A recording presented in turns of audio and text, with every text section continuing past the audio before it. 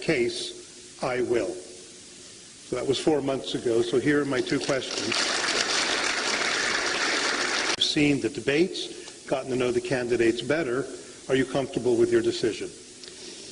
Well, I don't think they're articulating it effectively enough yet, and I wasn't happy with the decision not to run. I thought about this a great deal. I actually came to the conclusion I wasn't going to run on several occasions before that, and since I didn't like the decision, I decided I would revisit it. I just kept coming to the same conclusion, which is that it's virtually impossible in present circumstances for somebody who has not been, in effect, a career politician to start at the top and run for the presidency. And I don't like that conclusion, but I think that conclusion is correct. So what I've spent my time since doing is trying to persuade the people who are running on the Republican side to make this connection that you cannot have a strong American economy without a strong American position in the world, and obviously you can't have a strong position in the world unless you have a strong economy. I think they get that point, but I think it's a big mistake not to stress national security more. The conventional wisdom is people only care about the economy. I think actually voters are a lot more sophisticated and knowledgeable than the political commentariat give them credit for. And I think the candidate who is able to make that argument, link it to the importance of American exceptionalism and carry it forward is actually not only going to be articulating the correct policy. I think it'll have a real positive political benefit for them as well. Well, certainly, because even if the economy were to turn around dramatically, I'm assuming you would still want to see a change in direction at the top. Right. Well, I have to say, this is something that Obama surprised me on. I thought about a year ago when I was really looking at this, beginning to look at it, that Republicans needed to deal with the possibility that we would have an economic recovery and that people would say, well, at least things are going in the right direction. There needed to be an alternative argument for why Obama should be replaced. And as I say, Obama surprised me because he managed to keep the economy in the tank even longer than I thought was possible. But Americans vote looking forward.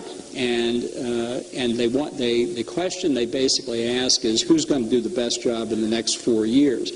And although we have not had anything like an adequate discussion on national security affairs the last 3 years, it only takes one incident to refocus people's attention. And we can talk all we want about our domestic economy. Our adversaries are not gracious enough to wait for us to get our economic house in order. They are acting on the perception now of American weakness and challenging us in a variety of places around the world, and the pace and the scope of those challenges is only going to pick up. If we don't debate this, we're going to have another term with a president who has not thought adequately about these issues, and it will imperil our security. Well, I think that most people hope that becomes an agenda, whether they're Democrat or Republican, and obviously it will not happen as a result of anything terrible in the United States. Is there a candidate that you have a particular favor towards right now? I haven't endorsed anybody. I'm still trying to decide whether I should. Well, we can do it. There are cameras here right now, sir.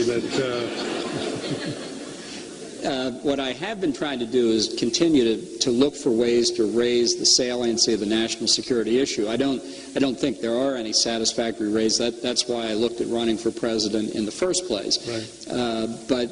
But I need to make that decision, and then I need to decide which of the candidates to support if I decide to do that. You're an outspoken Republican. When Professor Dershowitz is here in May, he's an outspoken Democrat. I'd hope to ask him a parallel question that I want to ask you, and that is, what is the greatest misconception that most Democrats have about Republicans? I think that the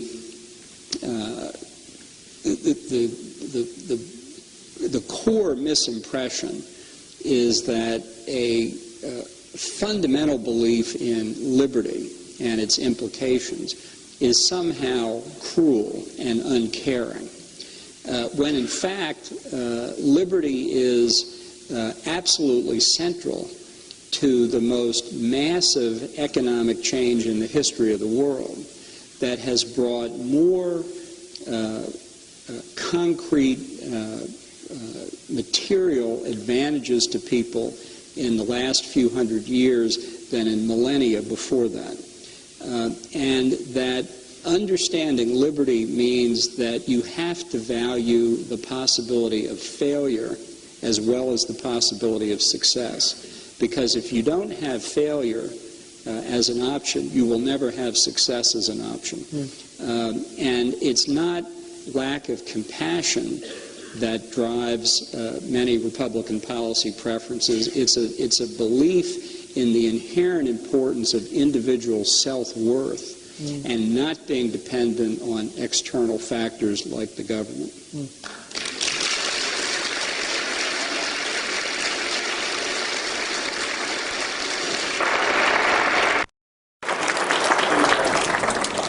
I'll ask you one closing question.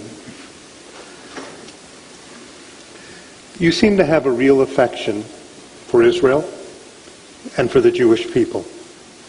Where does that come from? You know, I've been asked that question before, and I don't really have a good answer for that, other than that what I have seen in my professional career is how often Israel has tried to defend itself in ways that are perfectly responsible, well within any civilized norms, in ways that are inherently self-defensive in nature. And yet, time and time again, Israel is criticized for behavior that is entirely reasonable. And because so much of what Israel does follows the traditions of the United States, that Israel, in effect, is a surrogate for the United States in the international community, in the negative sense that people are always talking about the canary in the mine shaft.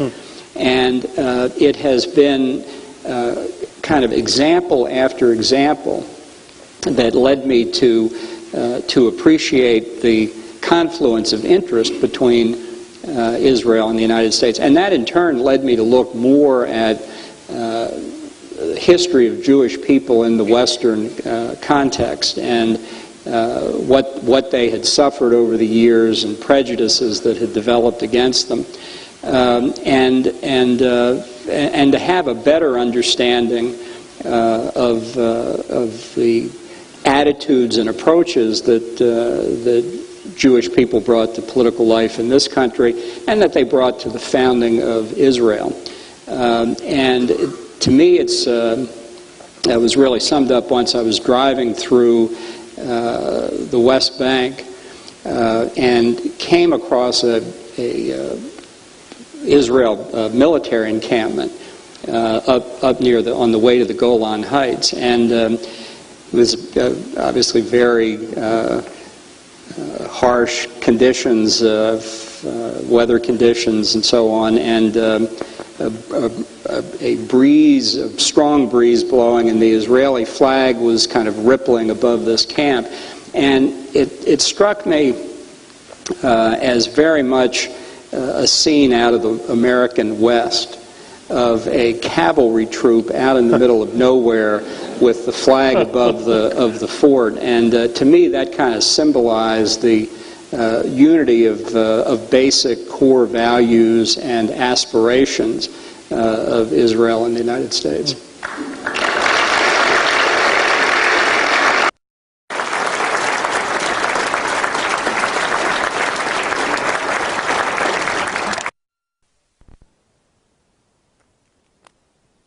Out loud, the last paragraph of your book. By the way, as I mentioned, Ambassador Bolton will be signing the book, so I'm going to ask a favor on his behalf. He needs to get out of here to sit down to sign the books. So if you want to surround him at the book table and allow him a gentle, we don't have UN peacekeepers to part the Red Sea here. This is how he concludes his book. As a veteran of the Goldwater campaign, of course, I saw it all long ago. Win or lose in one election or another, I am not going away. As Senator John Kyle said to me at one point during the 2005 confirmation battle, when the assault on me was in full swing, recalling campaigning advice he had once received. You have to consider yourself like a big gray battleship that will take a lot of hits. The important thing is to keep moving and keep fighting. Gray may not be my best color, but I certainly plan to follow Kyle's advice and keep moving and keep firing. Mr. Ambassador, for your service to America, for what you do for the Jewish people, and for being here tonight. Thank you so much. Thank you very much. The finest evening. Oh,